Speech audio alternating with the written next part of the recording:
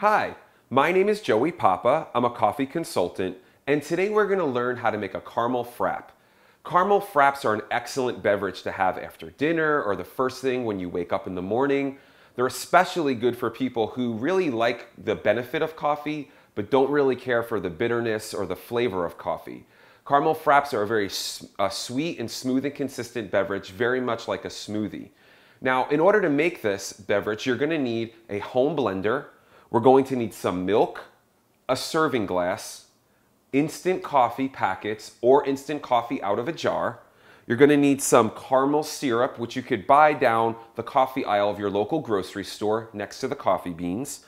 We're going to need some maple syrup. And what the maple syrup does is it helps to add obviously some more sweetness to the beverage, but it also helps to create a more smooth and consistent texture in the beverage because of it being so thick. Also, you're going to need a measuring cup to measure out all the ingredients. Once you have all these things gathered up together, then you're able to make your caramel frappe. First, what we're going to need to do is to take your measuring cup and you're gonna measure out 1 cup of the milk of your choice. Once you have that cup of milk, you're then gonna pour that into your blender. After you have the cup of milk in your blender, you're going to take a 1/2 cup of the maple syrup, measure that out, and put that in the blender as well. Once you have the maple syrup in your blender, you're then going to measure out a 1/2 cup of the caramel syrup and put that in the blender. After you have all of your wet ingredients in the blender, you're then going to take your instant coffee and add that on top of the wet mixture.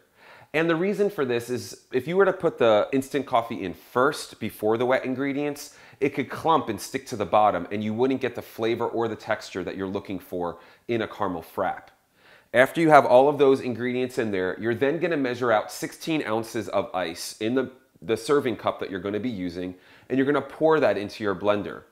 Once all of those ingredients are in the blender, you're then going to turn your blender on high for about 2 to 3 minutes. After it's done blending, you're going to want to check the consistency to see if it's thick or thin or perfect for your liking. If you want it to be thicker, you can go ahead and add some more ice. If you want it to be a little thinner, you can add some more milk. Then blend again for 30 seconds until you achieve the texture that you're looking for. Once that's complete, you can then go ahead and pour it into your serving glass and enjoy. Again, my name is Joey Papa. I'm a coffee consultant, and today we learned how to make a caramel frappe.